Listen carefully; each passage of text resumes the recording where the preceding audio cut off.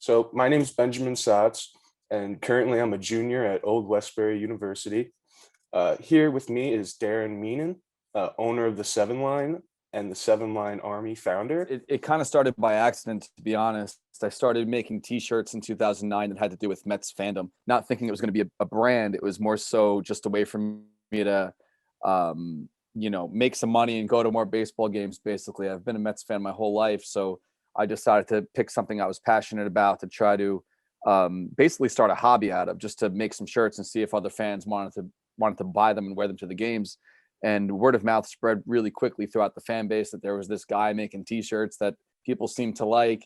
And next thing you know, it actually started a full-blown brand. So that was 2009, and now we're 13 seasons in. I have a official license with Major League Baseball to use all their trademarks, obviously royalty bearing, of course. But what started as a hobby turned into a full-blown career. So that's like the short of it, but it's a little bit more detailed than that. We also, in a normal season, we purchase a lot of tickets and go to baseball games together. So it's not just like an apparel company or an accessories company. It's more so like a subset of the Mets fan base. So if you want to go to a game together and travel the country and watch the Mets on the road or even at Citi Field, you could join our group, and then we do all the planning for you. So we'll purchase tickets to, for instance, like a game in Los Angeles. We were supposed to go last year with 2,000 fans. Obviously, that got canceled due to the pandemic. But we purchase the tickets, we bundle it together with a T-shirt and a game patch that says, the date and the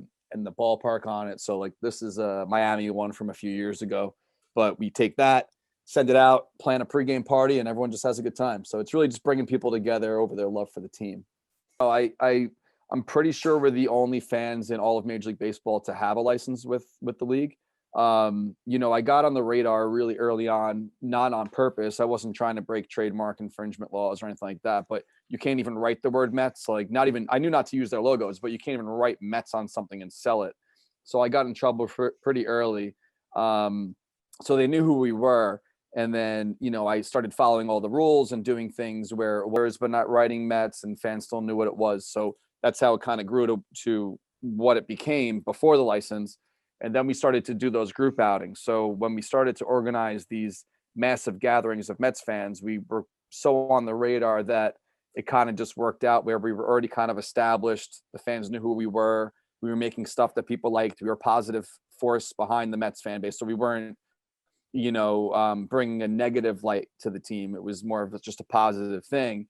And, went into a bunch of very scary meetings with some very important people in Major League Baseball, and hired a very good lawyer and worked out a deal. So it's when I was signing the paperwork, I was really nervous that the fans weren't going to appreciate it, or maybe not appreciate, but they weren't going to understand that the business got to a point where it was either get the license or basically go out of business, because I couldn't continue to work the way I was working without becoming an official partner. So I was really nervous that when I was signing those papers, the fans would kind of turn on us and be like, this isn't cool anymore. Or, now it's corporate, but, this many seasons in, that was 2014, it's 2021 already.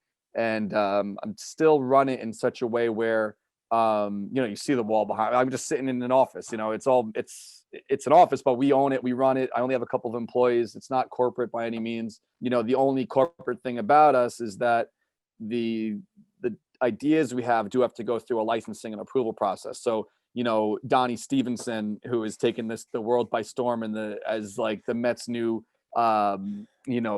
guidance counselor, or whatever you want to call him, hitting coach, advisor. We can't make that shirt and sell it today, while a Barstool can, because they don't have a license. So like, we can't just come out with an idea and sell it. We have to go through the process and the steps. So that's the only thing that kind of holds us back, or from a fan base perspective, being like, oh, that's corporate, but we're still the ones pulling the strings. We still make all the decisions on what's going to be made, and so on and so forth. So yeah, the license is hard to get, but I'm glad we have it, obviously. I feel like the whole thing was such a blur because of how unexpected it was. That whole thing with like Wilmer Flores, and then Cespedes came in a couple of days later, and like from then on, it was just such like almost like a fantasy. Like they started to win, They make this playoff push. They win the NL East. They sweep the Cubs, and I'm pretty sure they swept the Dodgers too, right? Didn't they sweep them both? I don't know. They definitely swept the Cubs, but no, they didn't sweep the Dodgers, but they swept the Cubs. And then you get to the games, and it's almost like, wow, we're actually here, and since we have such a strong relationship with the Mets, we didn't have to like fight for tickets. We had the section blocked off already. So if you were a member of ours, you were automatically in, so like we were going to all the games, and it was incredible. But it ended too soon because honestly, I had my Kansas City flight booked, my hotel booked. I was going to go to game 6 if they had won game 5 and they lost. But I'm sitting in the stands, and Harvey's dealing, and then we know what happened after that. But I was planning on leaving the next day to go to Kansas City. Seriously, I had my tickets, I had my flight, I had everything ready to know what happened. But it was, I said it, we were filming for a Sports Illustrated documentary the year after in 2016, but in 15 they put together a video called Tears of Joy. I don't know if you've ever seen it, but they featured us in it. And at the end I said something like, some fans were sitting there really upset and crying, and I don't get that sentimental about it, but I mean, I was obviously upset, but I was almost like, I was sad obviously, but I was still appreciative and respected the grind that the guys put in over the past 3 months before that, 2 months before that, to get to the point that they were at. So still proud of them, but I was hoping we wouldn't have to wait this many years to get back to that point, but maybe this year, we'll see. The best part about the way I've been running the brand since the start is that it's very small. As far, it might not look small if you go to a website. You might be like, oh, they must have a lot of employees, but I really only have a couple. So when this happened, I didn't have to do any layoffs. The one girl that works for me, Lizzie, she's been here for a long time, so a lot of her work she was able to do from home, as far as like making the packing slips and stuff. So like my responsibilities went up. So like right now, my role is to do the marketing, product designing, stuff like that, get people to the site. Obviously I run my show every week, but I do all the email lists and the social media. So nothing on that side changed. But when everything hit, I was the only one coming to work. So Lizzie was still doing her work from home, and I was packing all the orders. So, as far as that's concerned, that's really the only thing that changed as far as like our day to day. And obviously, since there was no Mets baseball in sight, people weren't shopping as much as they normally would, because there was no games to go to. There was no excitement about, hey, I'm going to buy this new hat and wear it to the game on Friday. So like our sales obviously dipped a bunch, but we tried to find creative ways to still stay busy. We ran a bunch of fundraisers, raised a bunch of money for City Harvest and Long Island Cares, 2 food banks.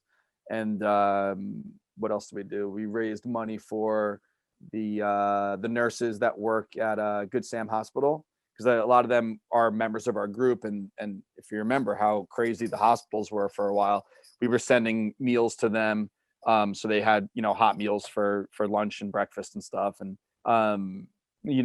sales obviously took a big dive, but, I'm fortunate that we don't have a huge staff, because we're able to stay afloat by just doing more work on our own and trying to stay busy, keeping the lights on. And, we got through it. So I'm not saying it was too difficult, but obviously the year was much different than years past. My plan since the very beginning has been to not have a plan, and I think that's smart for us, because most businesses need to have a business plan or something to follow, or a structure and goals and stuff like that. And the only thing I focus on now is trying to come out with new products consistently, try to keep things fresh, stay with the times. I mean, I'm getting older, but I feel like we should be on like TikTok and stuff. I have an account, we don't really use it, but like I really just try to stay relevant. And as long as you're having fun and showing people a good time and continuing to come out with products that people want, I feel like that's our goal. Like I don't really have an end game here. I don't have like hey, I'm going to sell the brand in 10 years type of mentality, as long as we're having fun and fans are appreciating what we're doing, and when we can go to the games, they're still buying tickets, and I have no problem doing all that work. It's fun for me, so it's a lot of the times I enjoy coming here. Like Lizzie says to me, like, oh, you can do a lot of this work from your house, which I can do this work from Guam, but I like getting up and coming to work. Like I liked being here, you know. I could certainly do this from my house, but you know, I don't mind coming to work. So yeah, the goal is just to keep it fresh, keep it fun, and as long as we could continue to do what we were known for, which is, you know, go to the games together and have fun and cheer as a group, as long as we can continue to do that or do that again, then we'll be just fine. You know, I never expected that we would go from, you know, the merchandise side to the merchandise and the group to now just the merchandise side again, because we're not doing our outings. You know, the Mets are nice enough to still have those tickets set aside for us in center field, obviously at a very limited capacity. So I don't really see those as outings right now. It's kind of like, hey, you were supposed to be at these games as a member. If you want to go, you could purchase your ticket. You know, it's not like you're missing an outing. I don't really see them as outings. It's kind of just like a perk at this point. But until we could call the Dodgers and say, hey, I need 2,000 tickets and actually sell them, not distanced and not pod seating, then we're not really back, you know. Until we're back to that, then we're not really back in action. But hopefully that's not too long from now. You know, times are tough, and I appreciate all the support over the years. The only reason we're still around is because of them. And you know, this whole thing was built based on the general idea of loving the team and loving the Mets and having a good time at the ballpark. And without the fan support, then there is no brand. And I'm stuck bartending again. So let's not have that happen, basically. No, really, seriously, it's like you know, it's a fun thing. And I feel like the people that love what we do and support what we do, they'll continue to do so as long as we're staying true to who we've been and who we are. And as long as you know, we keep doing that and still have fun and the world gets back to somewhat normal, then we'll be just fine. But you know, that's it. Basically, just thanks for their support. That's really the only thing I could say.